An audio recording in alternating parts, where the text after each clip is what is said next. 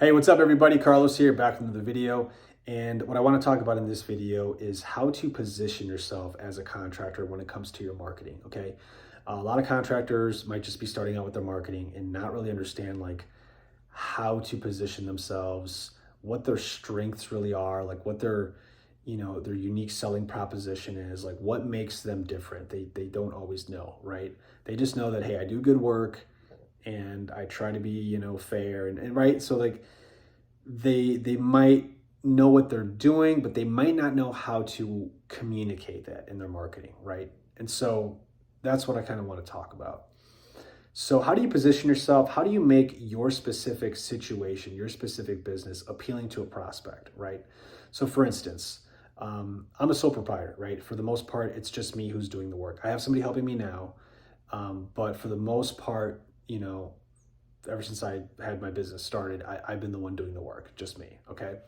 Some people might see that and say, oh, well, he doesn't have a crew, he's not a real business, or he can't get it done as fast, right? You can frame that in a negative way, but I could also frame it in a positive way and make that seem like it's very valuable and beneficial to the client, right? So the way that I would do that was say, um, yeah, it's just me who's going to be working in your home, so you don't have to worry about other people being in your home.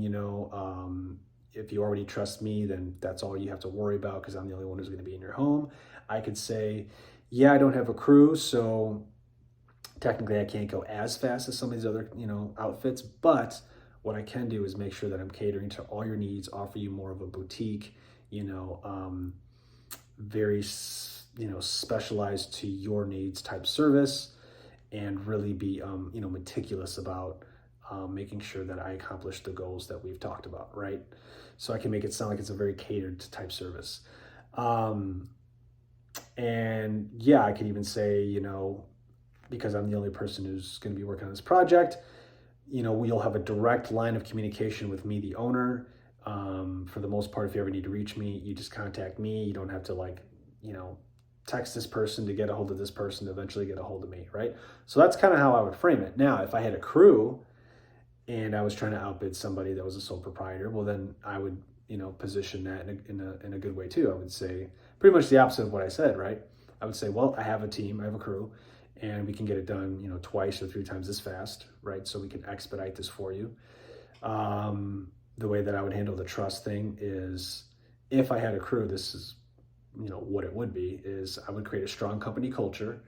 I would talk about that company culture and talk about my core values, our company mission statement, talk about, the training, not just for the actual craftsmanship of the work, but the training that we have for our values and our morals and like our overall mission and vision, and talk about that strong company culture and how me being the business owner, I'm a strong leader, and that leadership has trickled down to my employees, right? So I would position it that way so that trust isn't really an issue.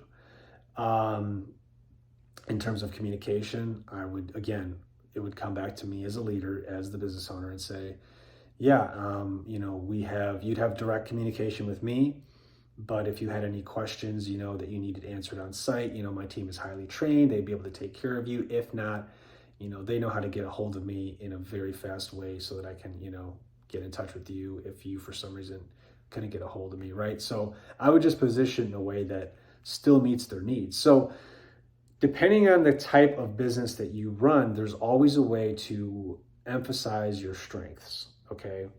It's just a matter of looking at it from the right lens and learning how to frame it. And it comes down to understanding what the benefits or what the needs of your client is. And then just being honest. Maybe there's some things that you can't do just yet, but eventually you'll learn to do. So it's about honesty, but it's also about understanding how to frame it and just understanding different angles and how to pitch those different parts of your service that can cater to that. So hopefully that helps. Hopefully that gives you some insight. I know that, marketing can be kind of difficult. If you've never done it before, it's like, I don't really know. Not everyone's used to talking about themselves and their business and articulating maybe, why you should work with them. So hopefully that gives you guys a little bit of insight and, you can use to get more jobs. So yeah, I'll talk to you guys on the next video. Have a good night. Peace.